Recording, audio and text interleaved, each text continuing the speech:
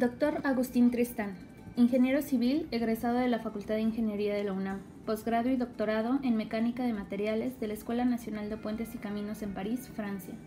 Director del Instituto de Evaluación e Ingeniería Avanzada, IEIA. Cuenta con más de 35 años de experiencia en el área de simulación por computadora para proyectos de ingeniería civil, piezas y estructuras mecánicas, y en el área de evaluación educativa, enseñanza de las matemáticas, técnicas didácticas en general y desarrollo de software especializado en educación. Ha ocupado diversos puestos de docencia e investigación en la Facultad de Ingeniería de la UNAM, Universidad La Salle de México, ITEMS, Campus San Luis Potosí, Instituto Tecnológico de San Luis Potosí, Instituto de Investigaciones Eléctricas, Cuernavaca, Morelos, Centro de Investigación Aplicada para el Desarrollo Industrial, Toluca, Estado de México, Instituto de Investigaciones en Manufacturas Metalmecánicas, San Luis Potosí, México. Es director general del Instituto de Evaluación e Ingeniería Avanzada, además de consultor analista registrado en el Institute of Objective Measurement de Chicago, Estados Unidos, para análisis de RASH, NAFEMS ISO Gran Bretaña, Conocer en México. Ha sido editor técnico de la revista Avances en Medición y de la revista Magisterio en Colombia, entre otras, y es miembro honorario de la Sociedad Peruana de Evaluación Psicológica. Bienvenido, Dr. Agustín Tristán.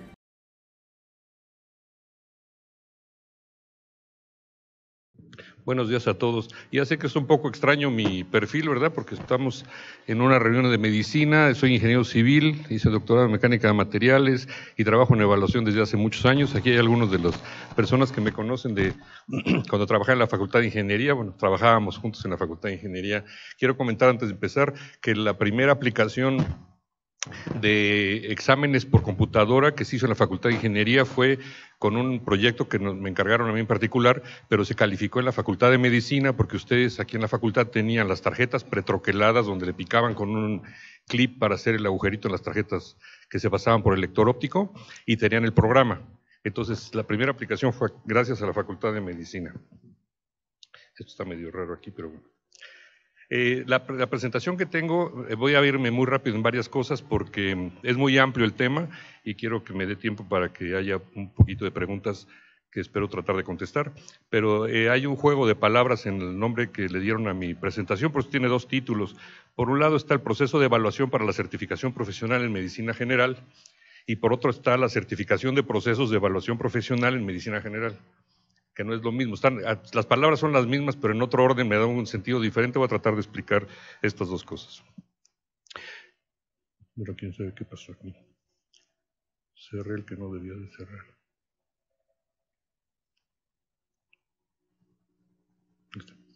El plan de la presentación tiene esta cantidad de puntos. Una parte, dudé si a presentar el instituto, pero como sé que muchos no conocen qué hacemos en el instituto, valía la pena hacer una presentación muy breve.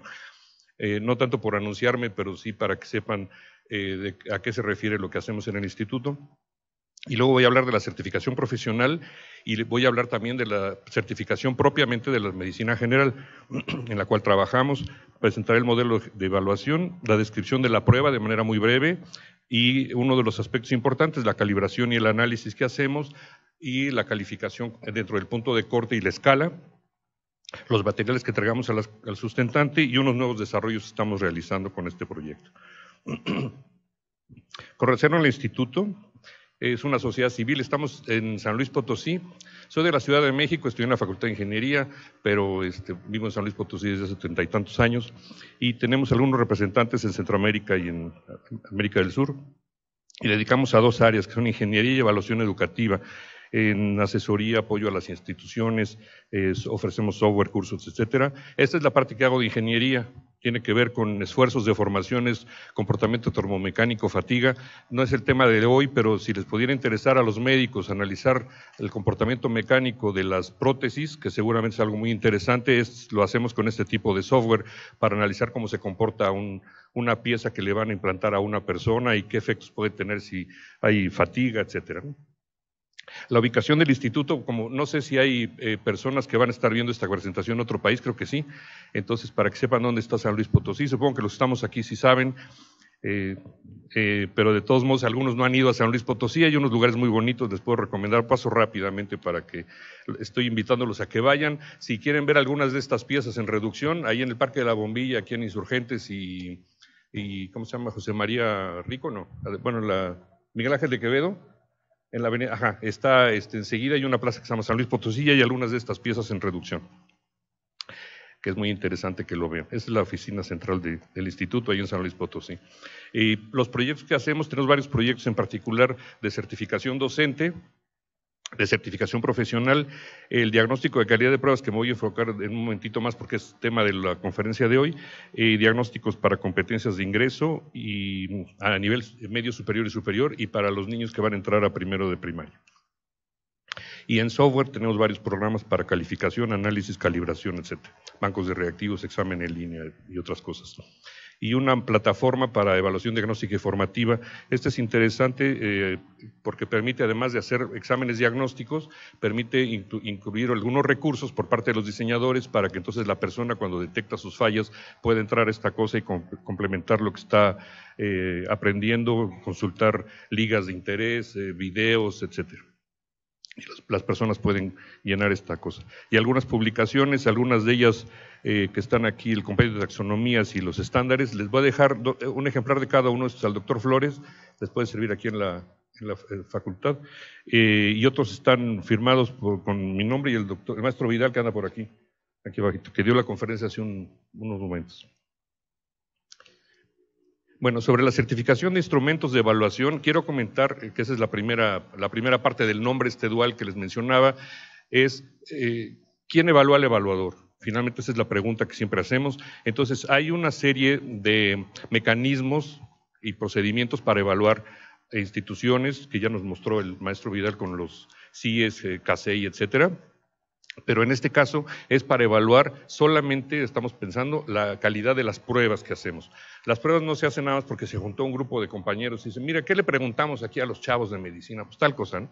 Lo hemos visto el día de ayer, había unas ponencias muy interesantes donde desarrollaron todo el modelo de Medaproc, etcétera, que está analizado claramente qué es lo que se tiene que evaluar vía competencias. Si no lo quieren evaluar por competencias, lo quieren hacer por conocimientos, por lo que quieran. O sea, no voy a discutir ahorita el modelo específico educativo, pero si quieren evaluar eso, no es por una decisión del momento que lo que se nos ocurrió, sino que debería de haber una serie de guías, especificaciones, estándares, etcétera.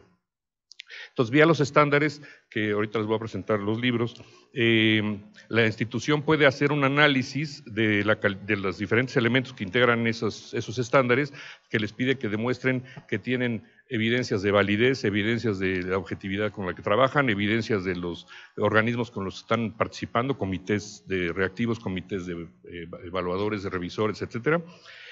Cómo analizan los instrumentos, cómo analizan los reactivos, etcétera, también. Y entonces estos son 11 capítulos que forman el libro de estándares. Se hace un cuestionario, está en una plataforma de internet, la institución llena todos los elementos de esas evidencias, el personal del instituto lo revisa y en función de eso hace una clasificación de lo que esté completo, parcial o no disponible y se emite un informe detallado. Eso está con base en los estándares.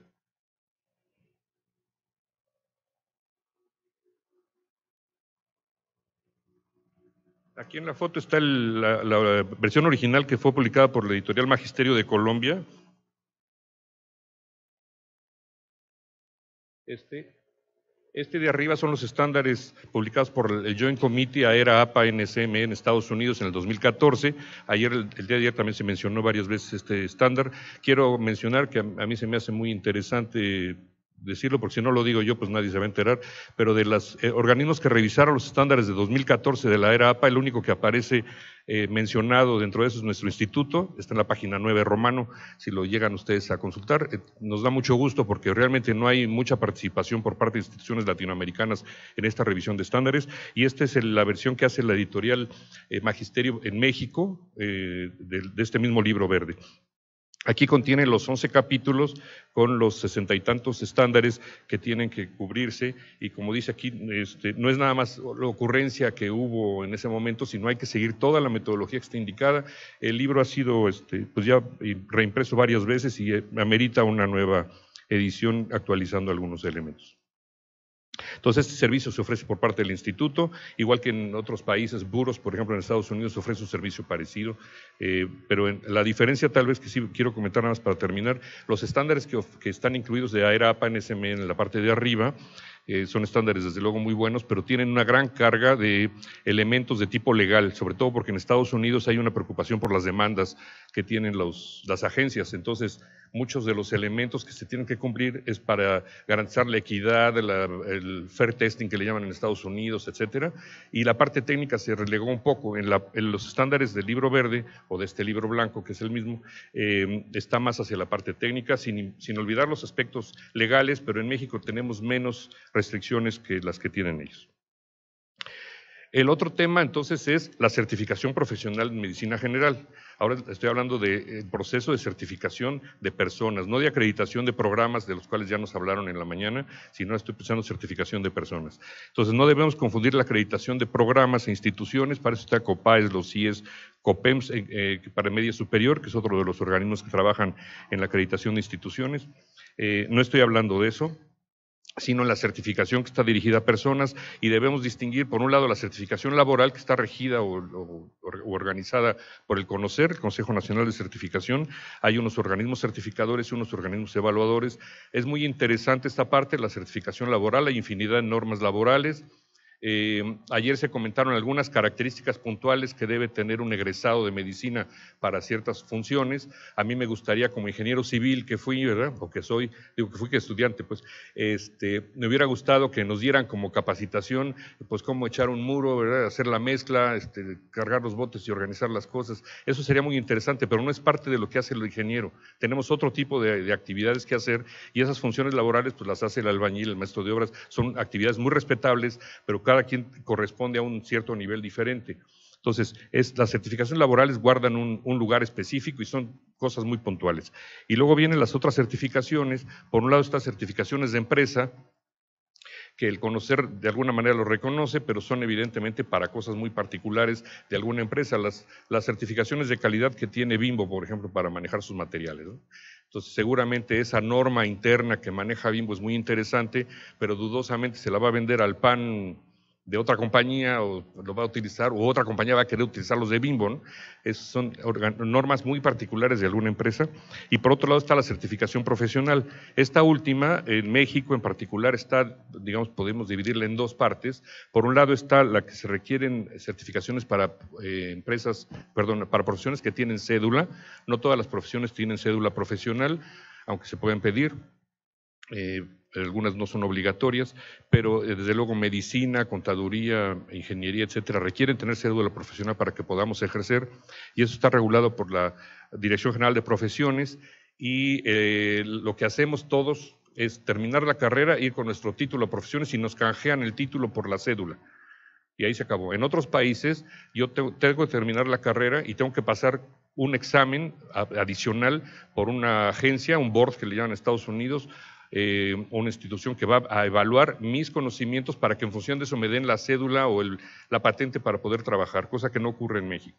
En Estados Unidos, además, y en Canadá, se tienen que certificar por estado o por provincia, cosa que aquí en México la certificación es nacional vía la Dirección General de Profesiones, aunque ahora que la Ciudad de México pasó a ser estado, y todo lo que era la regulación que estaba hecha para el Distrito Federal se ha complicado y había un vacío en la ley. Entonces los estados están también emitiendo cédulas profesional estatal, que no tiene un valor para los de profesiones, de aquí federal no tiene el mismo valor, curiosamente. Y la otra cosa es que los estados están haciendo las certificaciones de esos profesionales para su estado, un poco como en Estados Unidos, digamos. Entonces, sobre todo la Universidad de Sonora es la que está haciendo la certificación en Sonora para muchas carreras y les da un certificado que tiene validez solo en Sonora. Entonces, ese tipo de actividades causan un lío dentro de la Dirección General de Profesiones, que no sabe todavía cómo manejar esto, y hay que reconocer también que la certificación en México no es obligatoria, ni la colegiación. Entonces, pues se certifican los que quieren irse voluntariamente a certificar y nada más. Y por otro lado, hay otras certificaciones que ha tomado el INEE. en particular la certificación docente y algunos organismos públicos, que el Ceneval también ha tomado algunas certificaciones, igual que algunas universidades en particular, o bien organizaciones privadas o universidades privadas. El IE ya tiene el proyecto de CPEMS que había comentado, es para certificación docente, pero bueno, esa es otra línea de trabajo. En la parte de cédula profesional, que es la línea que está aquí, entonces los organismos, los colegios de profesionales tienen que pedir una autorización a la Dirección General de Profesiones para registrarse como organismos idóneos para ser organismos certificadores. En particular, CONAMEJ y CONACEMEJE son los organismos que están registrados en profesiones para la certificación de medicina general. Entonces, este proyecto fue desarrollado desde el 2006. Ahí están los escudos de CONAMEJ y CONACEMEJ, es el Comité Normativo Nacional de Medicina. En el CONAMEJ está incluido, como ustedes saben, o si no lo saben se los comento, la Academia Mexicana de Medicina, la Academia Mexicana de Cirugía y unos representantes de ANFEM, no forma parte de la asociación, sino tiene representación de ANFEM. Y entonces nombraron un Consejo Nacional de Certificación que está registrado, tuvo que ir a hacer un trámite de Dirección General de Profesiones para ser reconocido como idóneo para la certificación profesional. La renovación de esta idoneidad ocurrió en el 2018, la segunda ocasión en la que se autoriza por parte de la Dirección General de Profesiones que CONAMEJ haga la certificación, y para poder hacer eso requiere que tener un organismo evaluador externo que le ofrece la metodología de evaluación, es decir, no va al colegio nada más a registrarse, sino que requiere tener una metodología de evaluación. En el colegio están los pares, también se ha comentado de esa nomenclatura, pero requieren un organismo que dé la metodología. Entonces, tienen que contratar un órgano evaluador externo. Y ahí es donde entramos nosotros. El instituto es el órgano evaluador externo para el CONAMEJ y CONACEMEJ, que tenemos como organización o obligación hacer toda la planeación, todo el manejo del modelo de evaluación, y para ello requerimos tener un Consejo General de la Prueba, en el cual están representantes de la Academia Nacional de Medicina, la de Cirugía, ANFEM y el propio CONACEMEJ. Bueno, es muy importante la certificación de medicina general, evidentemente no se las tengo que estar contando a ustedes que lo conocen, porque lo que pretende el país es contar con médicos que estén actualizados continuamente. Fíjense que la diferencia es que si yo tengo la cédula profesional, la fui a canjear, después el ejercicio profesional lo tiene que estar revisando en principio los colegios, que son los organismos que apoyan a la Dirección General de Profesiones. Si se fijan en este procedimiento, la Dirección General de Profesiones no hace ninguna evaluación para darnos el canje.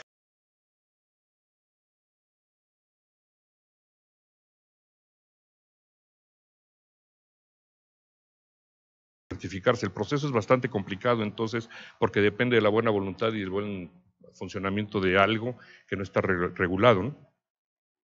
Entonces, el ejercicio profesional está dependiendo pues de los colegios, y esta certificación de médicos generales lo que busca es que tengamos criterios mínimos esenciales, quitemos lo de mínimos, pero sí esenciales, para que los médicos en ejercicio profesional, después de 5, 10, X número de años de trabajo profesional ya fuera del aula, está atendiendo a los pacientes, que pueda ser evaluado. Entonces, requiere un modelo de evaluación específico para este tipo de profesionales. No es un examen de egreso de la carrera, y eso tiene que quedar muy claro para todos. El examen de certificación no es de egreso, porque ya las personas ya tienen 5, 10 años, 20 años trabajando, y lo que quieren es certificarse que están actualizados. Entonces, es un proceso muy diferente. Aquí se me pegaron las referencias que están abajo, pero estas están tomadas, creo que se van a quedar con la presentación aquí, entonces la podrán ver. Están mencionados unos trabajos del doctor Fajardo y del doctor Narro, que hablan mención de cómo estaba el estado de la certificación, en particular de las especialidades médicas en el 2015. Estamos hablando de unas ponencias de hace 3 años, y es bastante crítico el panorama que estaban planteando ellos en esa ocasión, y recientemente lo vi el año pasado por parte de CASEI, que es de las ingenierías, con la doctora Marielena Barrera, que presentó una ponencia para el área de ingeniería. El mismo panorama, es un panorama donde dice que la gran mayoría de las escuelas de estos programas que nos presentaba el maestro Vidal en la mañana, la gran mayoría de esos programas están atrasados 40 años. No estamos hablando de los que acaban de certificar, que son unos cuantos, que él lleva ya la cuenta de los que tenemos, sino que hay muchísimas carreras más que no tienen la actualización, y con eso están egresando a las personas. Entonces, hay una responsabilidad muy grande por parte de las instituciones educativas, pero ahora imagínense, el colegio tiene que recibir a estas personas y después de 5 años evaluarlos, ¿no? Entonces, ese es el trabajo. Junto con eso, nosotros hemos incluido el modelo de calidad de Gago y Mercado del 96, que garantiza 5 ejes de calidad para un proyecto que tenga que ver con educación superior. No es cualquier cosa, porque quiero mencionar que los modelos de calidad luego a veces se van hacia la parte industrial, es otro concepto de este caso, y para el caso de educación es muy interesante lo que está pidiendo el modelo de Gago, que incluye eficacia, eficiencia, etcétera. Son 5. Vamos a publicar nosotros el modelo actualizado con 6. Falta uno más, que sustentabilidad, que se está pidiendo actualmente como algo muy urgente. Bueno, esa es la parte rápida del tópico que quiero presentar, y entonces voy a presentar rápidamente los atributos de la evaluación.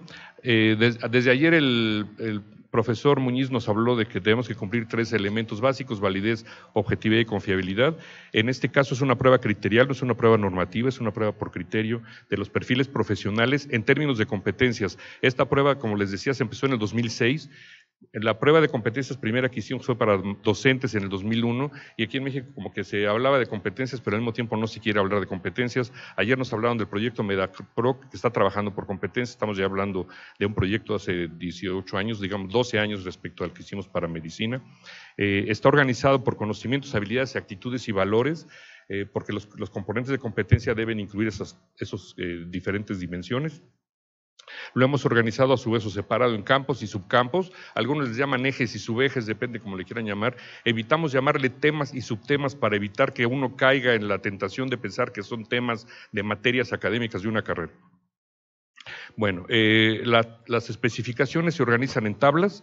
Estas tablas, a su vez, que definen las competencias, están organizadas por niveles de complejidad en proporciones o pesos que están definidos por ese consejo que haya mencionado previamente.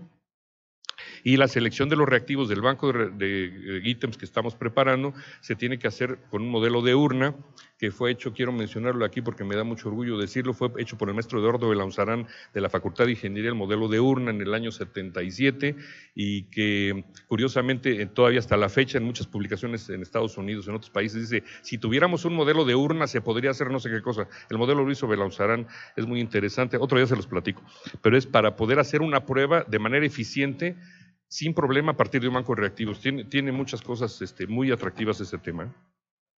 Pero entonces la idea es que esta evaluación por competencia nos dé indicadores de dominio sobre competencias profesionales. Debo yo tener algunos elementos de base, como voy a mencionar ahorita, pero se trata de ejercicio profesional lo que vamos a evaluar, garantizando validez, objetividad y confiabilidad, y tenemos unos estándares que estamos revisando todo el tiempo, tanto los de este libro verde como los del libro azul. Los niveles de complejidad están organizados en 3 grupos o en 3 áreas, en 3 zonas, como le quieran llamar. Están con alguna posible equivalencia de taxonomías clásicas como la de Bloom o la de Cradwell u otras que quieran ustedes buscar. Hay un libro muy interesante, es el Compendio de Taxonomías, se lo voy a dejar también al doctor Flores por ahí, porque puede ser útil para la Facultad de Ingeniería, de Ingeniería de Medicina, perdón. Y están organizados en 3 niveles: un nivel bajo, que es para comprensión de cosas esenciales; un nivel intermedio, donde yo ya puedo juntar cosas; y un nivel último que tiene que ver con decisiones, solución de casos, atención al paciente, etcétera. Este es el modelo básico, está organizado por 5 campos. Verán que tienen atención médica general, este es el principal. Los tamaños de los campos, nada más para que cupiera la palabra, pero no es como está asociado con la prueba. Tiene una parte que es la atención médica general, que es lo principal que hace el médico en la práctica. Para esto requiere algunas bases, pero si se fijan, las bases no es lo medular que estamos evaluando. Sí tiene que saber algunas cosas, pero si fuera una prueba de bases nada más, se parecería más a una prueba de egreso, o inclusive a una prueba de los primeros semestres de la carrera. Entonces, no es la prueba lo que estamos haciendo en este caso, sino es otro el que nos interesa. Tiene un campo asociado con sistema de salud.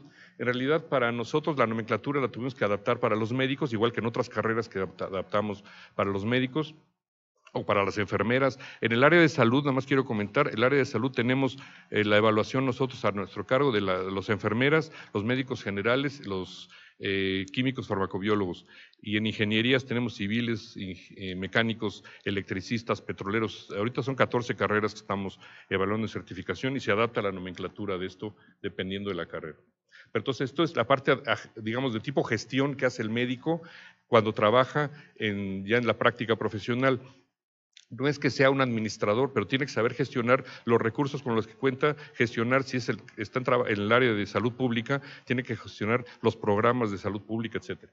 Hay una parte de profesionalismo que está muy cargada hacia la parte de ética y normatividades, y un campo metacognitivo, le hemos llamado así, en realidad es un campo de desarrollo de competencias metacognitivas que tiene que ver con competencias transversales. Ayer también se comentaron, me gustó mucho que el MEDAPROC está incluido en las competencias transversales, este tipo de elementos. Nuestra prueba pues ya lo incluye. Esto les quiero comentar también que aunque está incluido desde el 2006, ha sido motivo a veces de protesta de algunas personas, de algunos médicos, porque dicen, a mí nomás pregúntame directamente los padecimientos, ¿no? Hazme 200 preguntas de pura medicina. Y realmente no, la labor del médico seguramente tiene que contestar esas cosas, pero tiene que hacer otras cosas, tiene que atender al paciente, tiene que tener una conectividad, comunicación, actitud correcta con su paciente, responder a la normatividad, atender con éticas. Hay muchas cosas, no nada más saber el concepto médico, digamos. Entonces la prueba es muy integral en este caso. Y como ven, incluye conocimientos, habilidades, actitudes y valores. Esta parte es la más compleja de evaluación y no le hemos sacado al bulto, o sea, también en el instituto en la prueba está incluido eso. Si no lo hubiéramos incluido, nos hubiéramos quedado con una prueba solo de conocimientos y entonces eso sería otro enfoque diferente y ya no estaríamos cubriendo esta parte. Nada más para que tengan una idea, no pretendo que lo vean con detalle, pero están los 5 campos: atención médica general, bases, etcétera, y la proporción que tiene, 40% es lo que corresponde a atención médica general. Lo demás está en 15% de bases, 20% de profesionalismo, 10% y 15% para el último tema. Y cada uno de estas especificaciones son públicas, están puestas a disposición de los sustentantes cuando se inscriben, y si no se inscriben también están a disposición vía el CONAMEGE, lo puede consultar ahí, o bien en las versiones pirata que hay por todos lados, que hay gente que lo mete eso en diferentes foros para que la gente lo estudie, ¿no? Cada una de estas cosas tiene componentes de competencia. Aquí está una descripción muy básica de algunos componentes de la práctica médica, de atención, de control del paciente. Todo esto es la operacionalización. Ayer nos mencionaron con el MEDAPROC el trabajo que hicieron para hacer la operacionalización de las diferentes áreas. Entonces es un trabajo muy similar, pero pensando en el perfil de ese médico que ya está ejerciendo. Bueno, para la prueba se puede aplicar en lápiz y papel o se puede aplicar en línea, dependiendo de los recursos. Quisiéramos aplicarlo en línea, pero resulta que muchas pruebas se aplican en lugares apartados del país, vía un sitio de aplicación que nos están proporcionando, donde van a presentarse 3 personas y no tienen ni dónde sentarse. Desgraciadamente, nuestro país todavía tiene ese tipo de deficiencias, no les tengo que contar a ustedes, ¿verdad? Pero entonces, los instrumentos, en realidad no es un instrumento, son los instrumentos, incluyen una parte de un portafolio básico, la prueba objetiva dividida en varias secciones. La persona, cuando ve el cuadernillo, ve un cuadernillo, digamos, se imaginan que es una sola prueba. En realidad, la prueba está organizada en varias secciones. Están los campos de competencia, la parte de actitudes para sacar su perfil actitudinal, la parte de valores para sacar el perfil axiológico, las competencias transversales. Hay una zona de la prueba, una parte que ve comunicación, otra vez que pensamiento crítico, etcétera, y una sección de expediente clínico que ahorita les platico. En desarrollo tenemos el usar un simulador, los ECOES, el desempeño del trabajo, etcétera. Todo está dependiendo del recurso. Lo hemos discutido en una reunión recientemente con el CONAMEGE, porque la parte ideal es que deberíamos de poner esta cosa y deberíamos de poner esto. La cuestión es el costo que esto tiene, el tiempo de aplicación, etcétera. Si lo pueden pagar, las personas se van a certificar. Ahorita creo que le está cobrando la prueba, creo que son 2,500 pesos, algo así, lo que cuesta la prueba de certificación. Comparado con otras carreras en nuestro país, digamos, para los actuarios andan 14,000 pesos la certificación. Entonces, 2,500 pesos, y las enfermeras andan por el estilo, las enfermeras andaban en 600 pesos de certificación porque las pobres enfermeras pues no tienen dinero, en fin, todo ese tipo de cosas. Entonces, hay que balancear las capacidades de lo que podemos hacer con una prueba y desde luego la parte económica, que se pueda realizar esto de manera eficiente, y una parte ética de que esto que estemos dándole a la persona sea lo mejor posible dentro de las capacidades que dispongamos, ¿no? Junto con esto están las áreas profesionales. También el examen incluye áreas de especialidades. Se reporta a la persona cómo está en urgencias médico-quirúrgicas, en geriatría, etcétera, en pediatría, ginecobstetricia. También en pruebas diagnósticas. De pruebas diagnósticas no se le reporta una por una, pero sí están incluidas estas en la prueba. Algunas dicen, pues es que el médico general no encarga una prueba de tomografía, pero resulta que muchos médicos generales reciben eso y tienen que interpretarlo. Entonces, no es que lo tengan ellos que interpretar igual que el especialista. Una de las cosas que es importante en la prueba es que el médico general sepa atender esta cosa, o si no lo puede atender, tiene que derivarlo al especialista correspondiente, que es la función que se supone que hacen los médicos en la realidad, ¿no? Entonces, por eso está puesto toda la información para que lo puedan hacer, y también información para ciclo vital. De todo esto se da información, más adelante lo voy a comentar.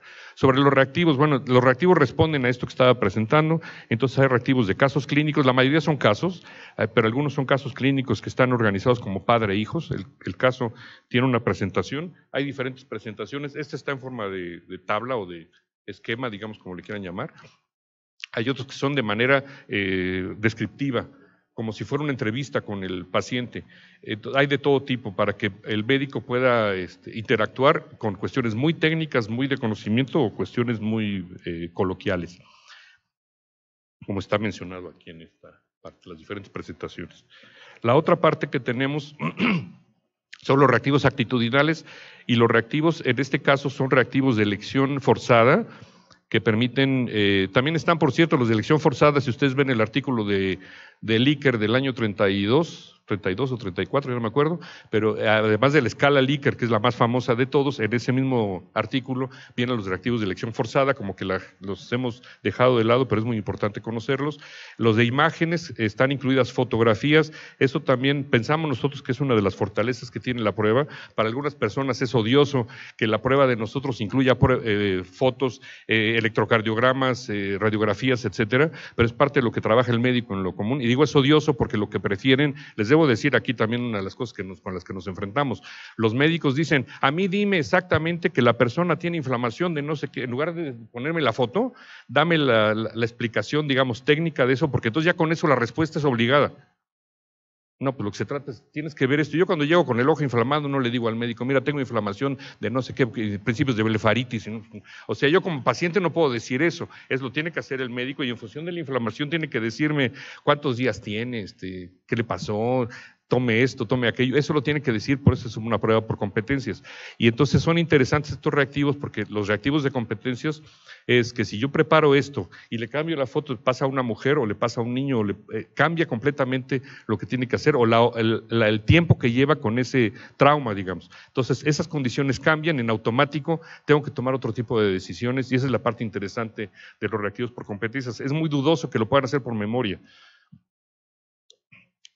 Esto es lo del expediente clínico. Hay una parte, desde ayer también se comentó, que no todo se puede hacer por opción múltiple, entonces hay una parte que queda abierta en la prueba, donde la persona tiene que llenar un expediente clínico, se le da un caso, de hecho tienen 3 casos a elegir, no pretendo que lo vean, pero bueno, tiene un caso, normalmente son 3 casos, uno es mujer, es un caso de ginecología, digamos, uno de pediatría o de niños o algún adolescente, y otro generalmente es de una persona, normalmente es hombre, pero es una persona adulta que tiene uno de los problemas cotidianos que existen ahorita en la salud pública, que es obesidad, hipertensión, esas cosas que ustedes saben, yo no sé nada, yo soy ingeniero nada más, pero les comento, ustedes saben exactamente a qué padecimientos me refiero y que están en la norma.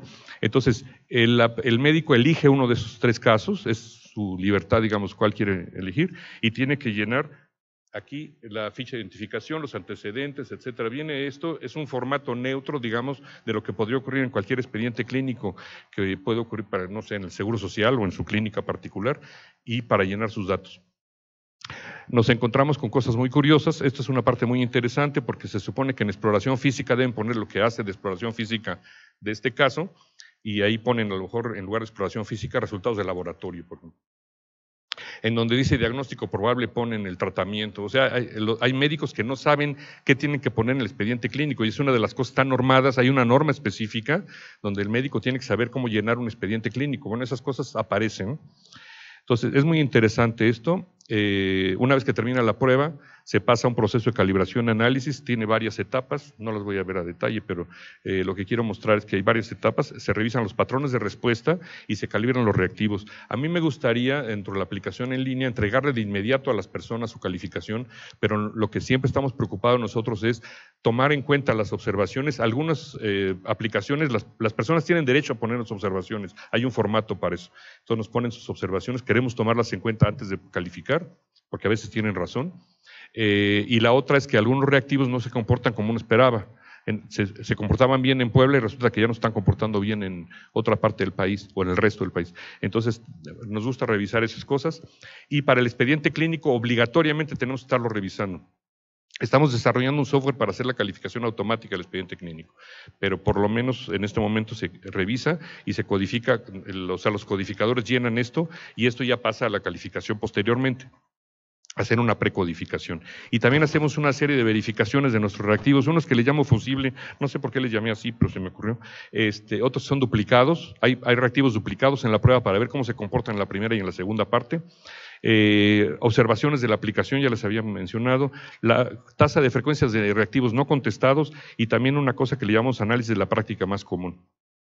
Estos reactivos que les decía fusible, que les digo, no sé por qué les llamé así, pero bueno, se quedó, son para verificar si la prueba realmente es tan difícil como dicen, porque nos han comentado algunos médicos que la prueba está muy difícil, es muy exigente, comparado con la prueba que hacían antes, no les voy a platicar ahorita, pero con la prueba que hacían antes, pues claro, nuestra prueba, nada más de verla ya se asustan.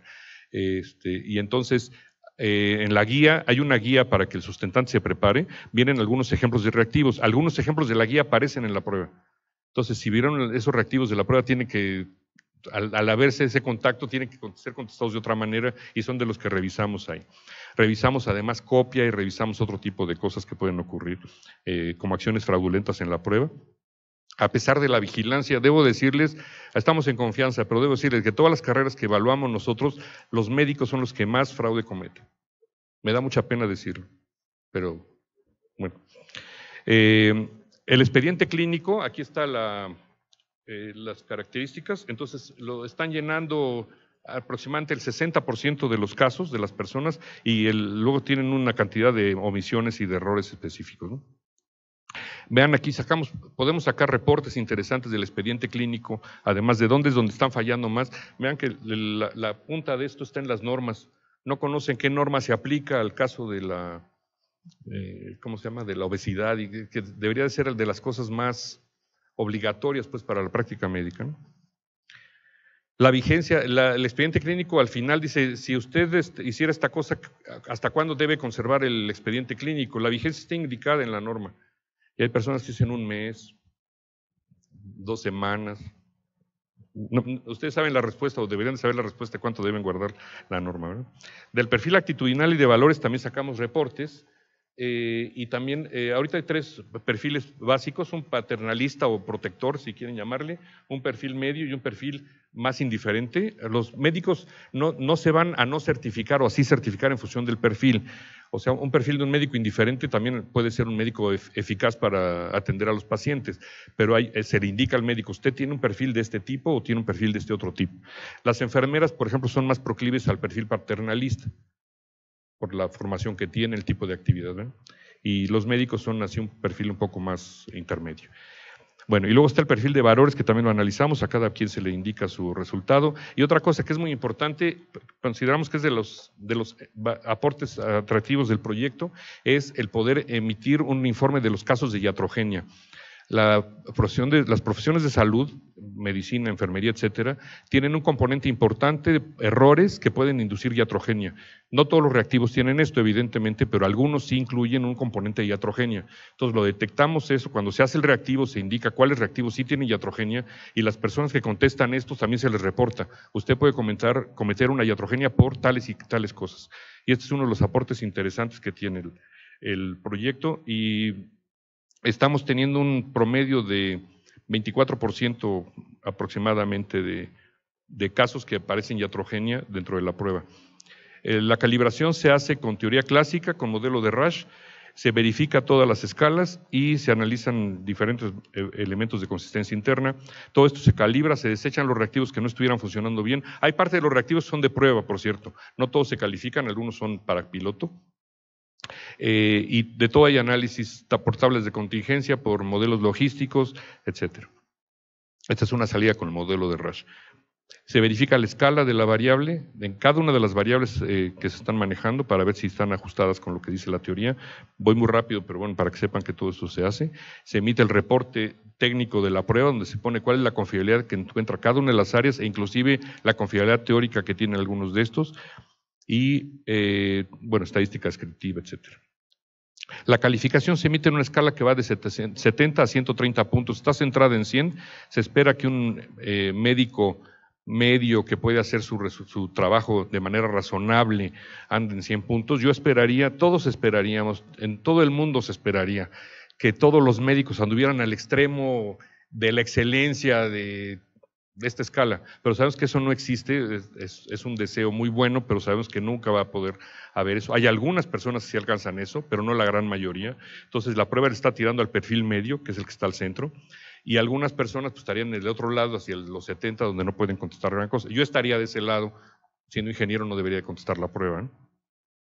Las pruebas están centradas para lograr esto, y el punto de corte, como ven ustedes, está en el nivel medio, que es donde estamos poniendo el nivel de aceptable y no aceptable.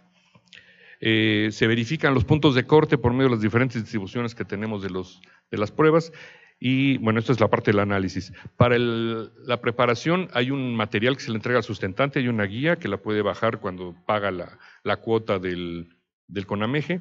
Este es el reporte que se le entrega. Ayer estuvieron comentando sobre reportes. La parte de los reportes es muy importante porque le dice a la persona dónde está, en un nivel bajo, básico, medio, superior, le da su calificación, le pone colorcitos. Si estuviera aquí estaría verde y aquí estaría más rojo, y la descripción de sus principales competencias. Y también hay un reporte, en este caso, donde me dice cómo estoy respecto a la media. La media es el circulito, no soy zurdo, pero entonces la media es el circulito que está puesto aquí, y esta es la posición de la persona, y este es el ámbito de todas las calificaciones que tienen los diferentes temas. Aquí está cómo salieron en urgencias médico-quirúrgicas, en ginecobstetricia, etcétera. La persona puede juzgar cómo está respecto a la media y respecto a otras personas. Algunas áreas, como el caso de inglés, es donde muchas veces salen más mal. Hay personas que de plano no contestan, incluye inglés la prueba, porque son de las partes de las competencias transversales, incluye informática, para poder agenciarse documentación, información nueva que hay de todos los avances de la medicina.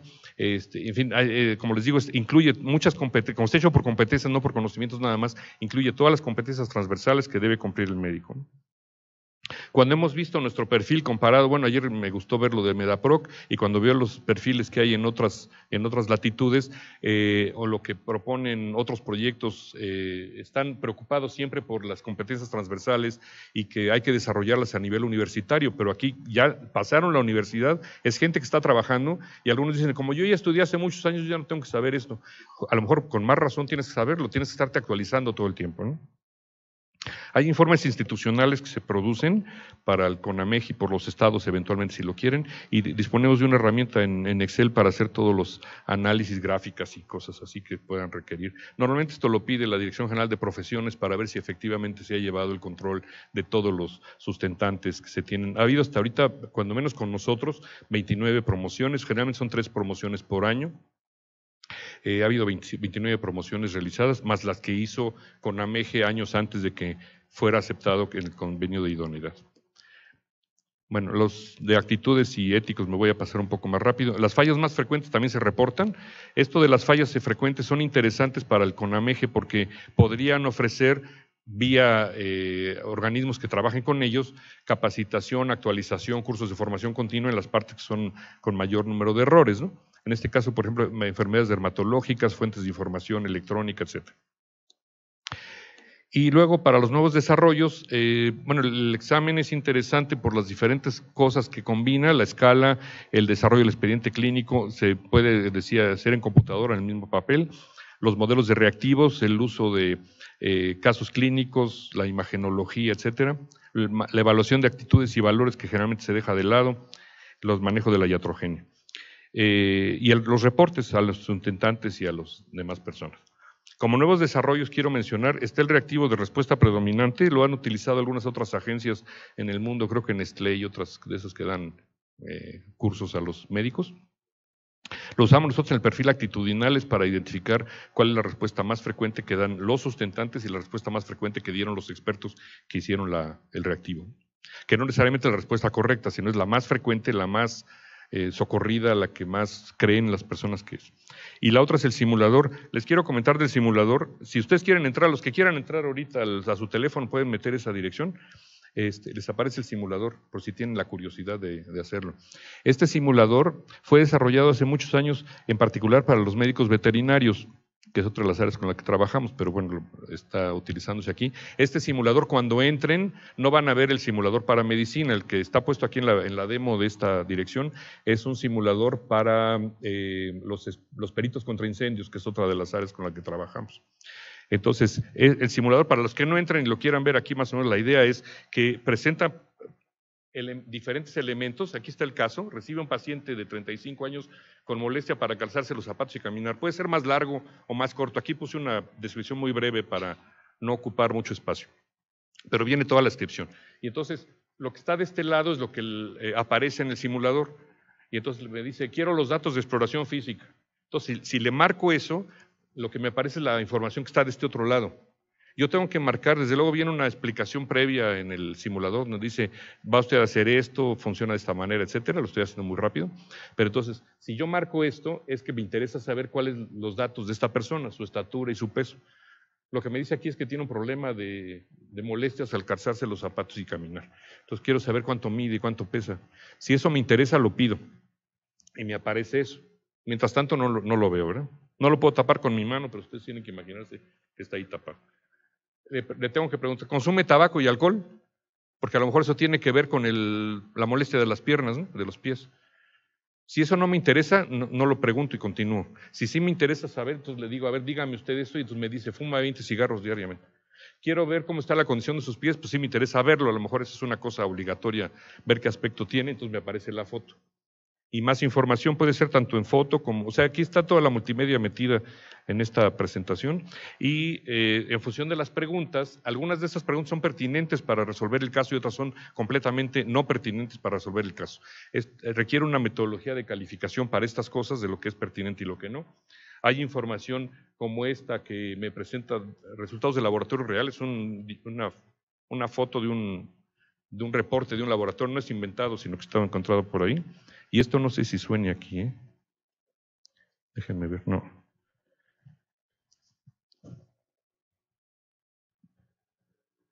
No me deja, me obliga a avanzar, pero bueno, hay una parte aquí de sonido, dice, escucha sonidos cardíacos, quiero oír los sonidos cardíacos del paciente.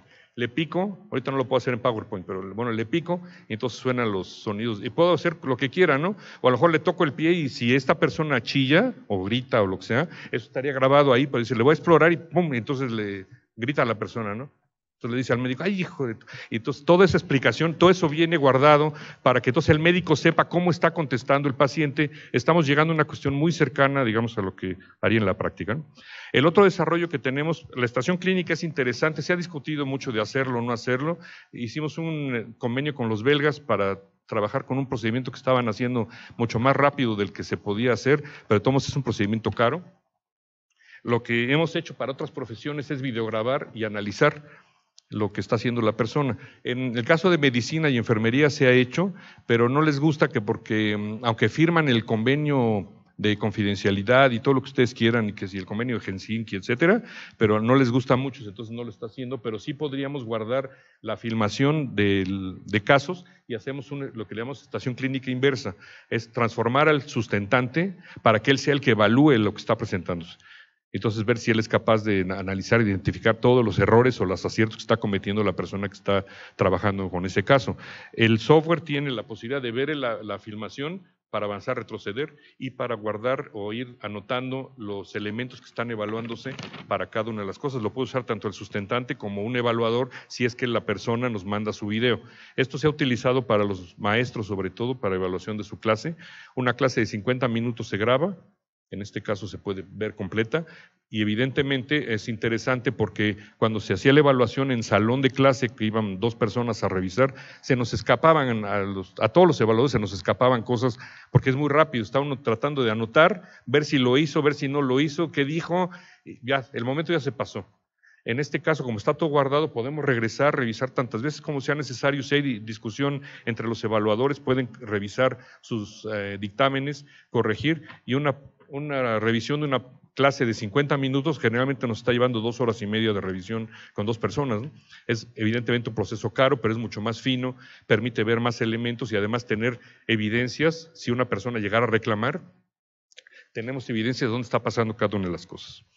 Bueno, ya para terminar, entonces, los aspectos relevantes, todo lo que le estaba comentando, la escala, las competencias organizadas en los 5 campos, incluye las competencias transversales, casos clínicos, imagenología. Es una prueba muy completa, se nos hace muy atractiva. Quiero anticipar, nada más la última noticia que me dieron ayer, se está firmando un convenio para que se aplique la misma prueba en otros países, en Latinoamérica, lo cual pues es una buena noticia para, no nada más para nosotros, sino también para México, de decir, se puede exportar esta prueba a otros países porque la están viendo como un producto muy completo, ¿no? Esta es la dirección del instituto, por si nos quieren consultar, tienen más información ahí, hay algunos artículos que pueden bajar si gustan, y creo que hay 2 minutos para preguntas y respuestas.